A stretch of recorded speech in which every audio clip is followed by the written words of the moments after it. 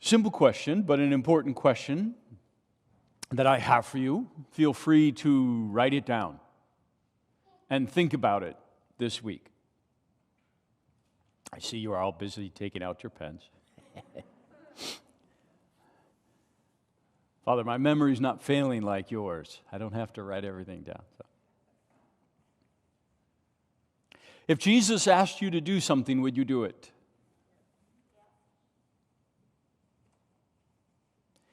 Okay, so some people are unclear on the fact when I state a rhetorical question, no answer is necessary. And actually, the point of the homily is to get you thinking, right? So those of you that have answered right out loud or to yourselves, which is fine. If you've answered right away by saying, of course I would.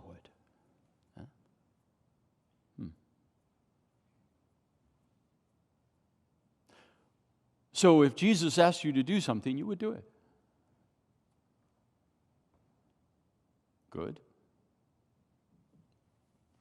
Today we have this beautiful story of a miracle. Jesus does any number of miracles, right? Sometimes we're upset that he doesn't do more miracles than he did, and we certainly want more miracles in our life because we want him to smooth out a lot of bumps in our lives. But that's a homily for another time.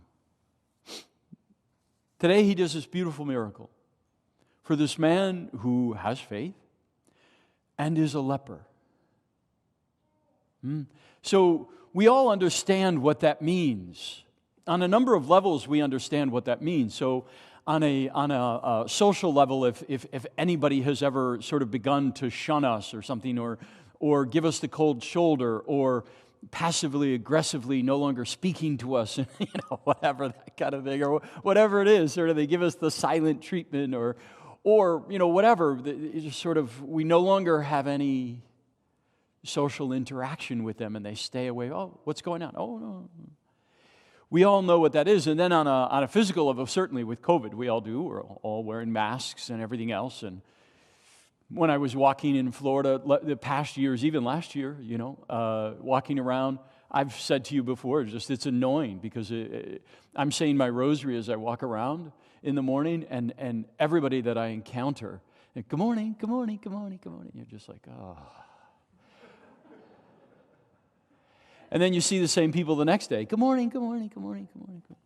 I know it is a blessing. It's shortened from, God bless you this morning and all. It's a blessing. It's a beautiful thing to encounter people. They're all smiling. Now, walking along on the sidewalk, they all get off on the grass. They go out in the road because I'm coming along, right?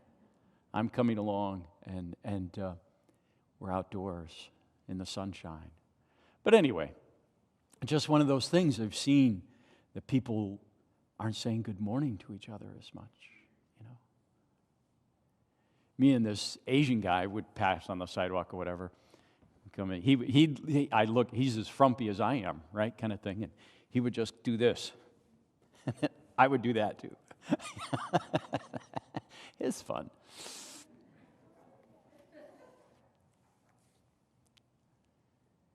But we know what that's like now, right? To be socially distant, sometimes isolated. We call it quarantined. All of that, right? Unclean. On a deeper level, we also know what that means, what that feels like to be morally cut off. Unfortunately, that's the worst sense, that on that spiritual level, because of something we've done, because of the way we've chosen to live our life or the things that we've chosen to do, right? We feel cut off from God, and some people continue in that. It's deathly. And after a while, you just become accustomed to it. You think this is normal. You think this is to not have any commerce with God, to not hear the voice of God in your life, sort of resonating in your life, to not hear the voice of God consoling you or building you up. So many people who have rejected God and they no longer hear the voice.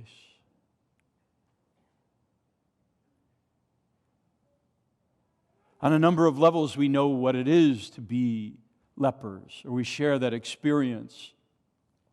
This man in his desperation encounters Jesus and calls out to him, right, from his faith, from his heart, from the depth of his soul. Well, first you have to believe that you have a soul, that God created you, unique from all His other creation, unique and individual from every other person even, but He created you with a soul to respond to Him. And this man, this leper, finds that, and he finds his voice in faith, and he calls out in faith, "If you wish, you can make me clean."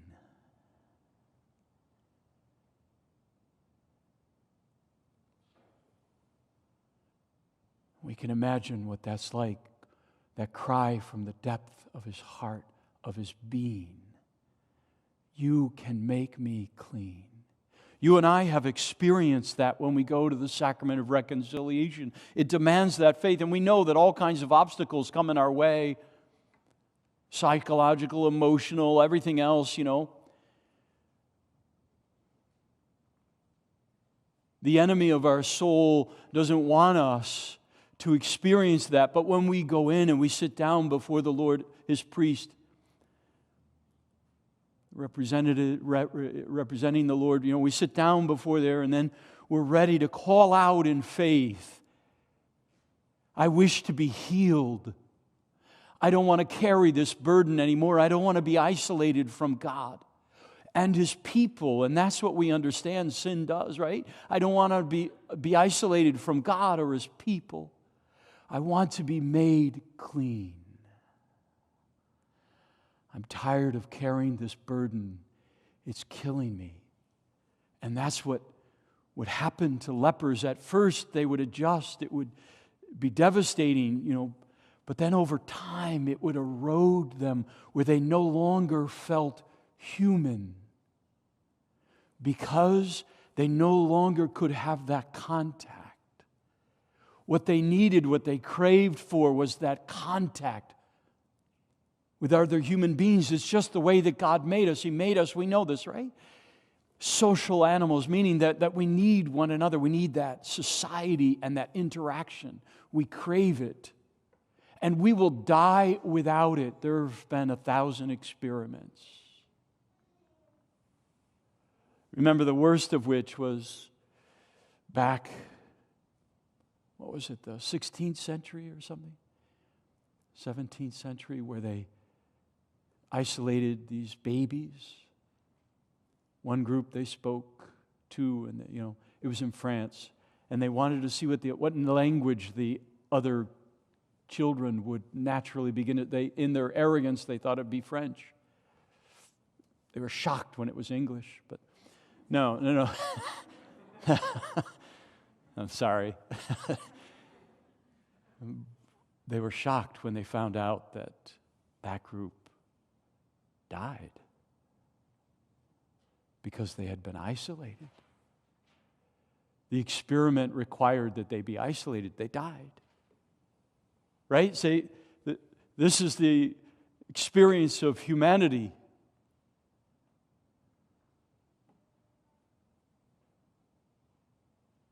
We've been blessed by God with that sacrament of reconciliation where all we have to do is call out in faith.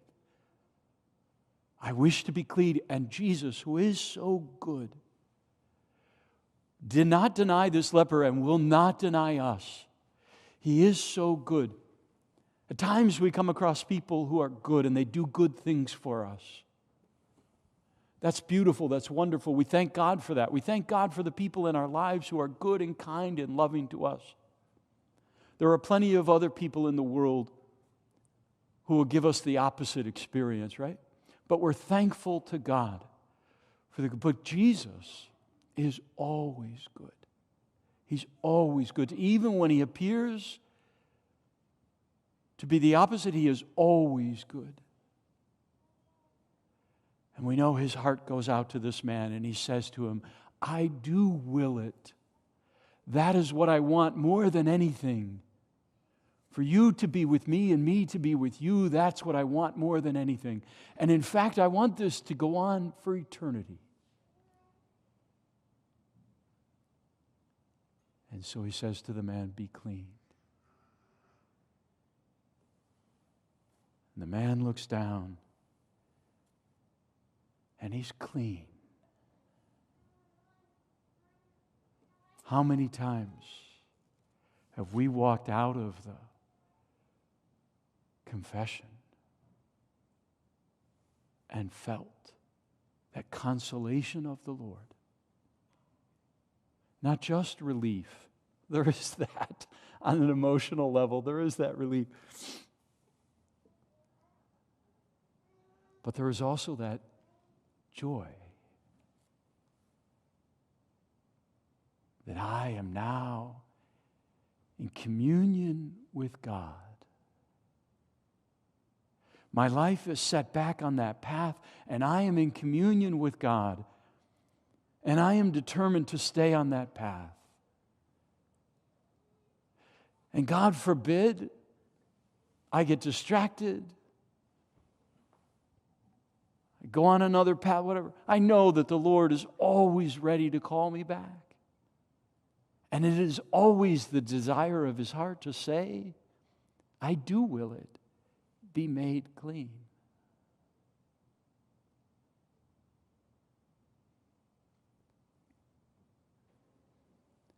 Now we return.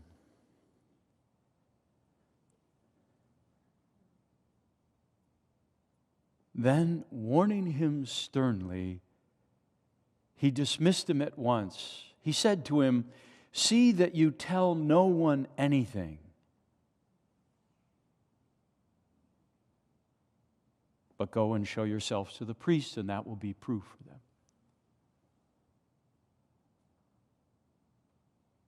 Do not tell anyone anything, Jesus says. We just gloss over that. We say, well, if I were in that position, I would do exactly what he did. I would be overwhelmed with the joy of being made clean, of being healed. And so I would do exactly what that man did. And I would tell everybody, I would be what Jackie Gleason calls a blabbermouth. Most of you don't get, well, I don't know, there's an old crowd, so. I remember it used to come on midnight on the UHF channels, and I'd be sitting there watch Jackie Gleason and the Honeymooners. But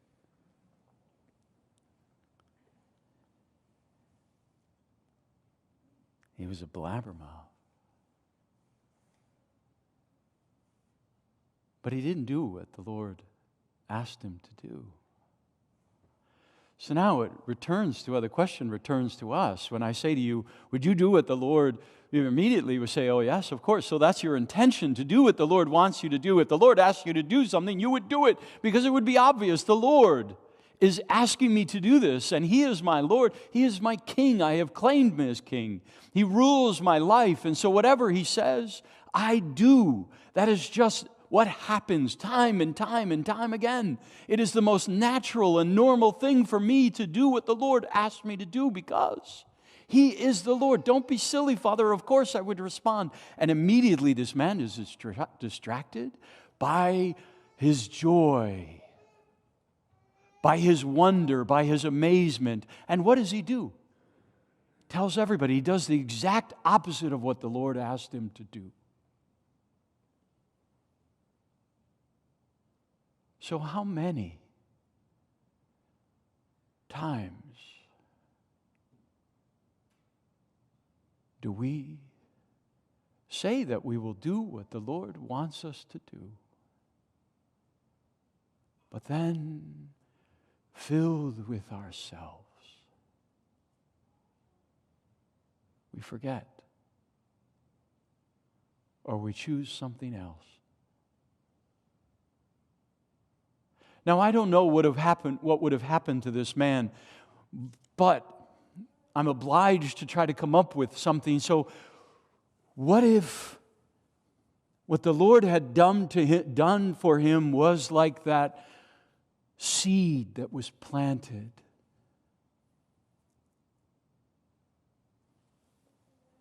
And because he was so excited in the moment, the seed sprouted immediately. But it had no roots. I was overcome with the joy of the moment, with the consolation, with being with the Lord and the Lord hearing me. And so I was overwhelmed with that, and I thought nothing else, and I did not do what the Lord, so I sprang up as a witness to Him quickly.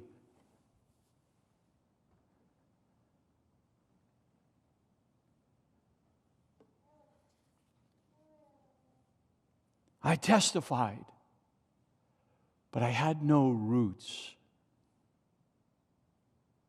Or maybe the Word of God was given to the man, and because he said it out loud to everybody, but he himself was so tender in his faith, in his union with God,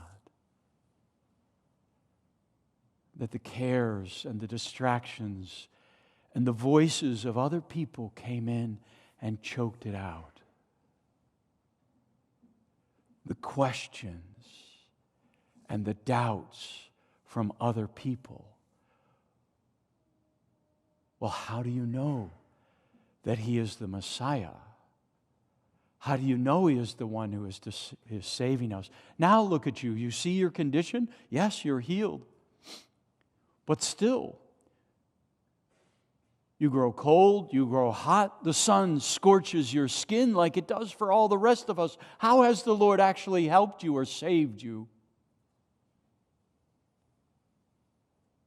Now you're just in the same boat as us all. Couldn't the Lord have done more for you? If He really was the Lord, you'd think He'd be more clever than that. That He would give you what you really need and not just what you ask for. This may be some trick, right? And so the seeds of doubt are planted in a new faith, in a young faith. And like a worm, they attack the roots.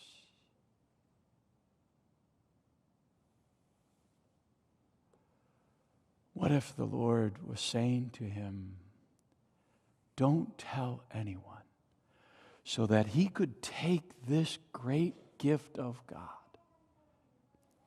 that little interaction where he called out to the Lord and the Lord responded to him, that he could take that beautiful blessing and in silence let the roots go deep.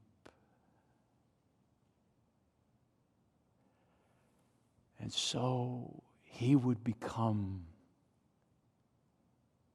like those strong trees that withstand winds and floods and shakings of the earth.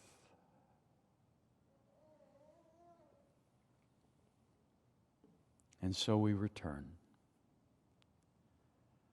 Lord, if you ask me to do something, I will do it,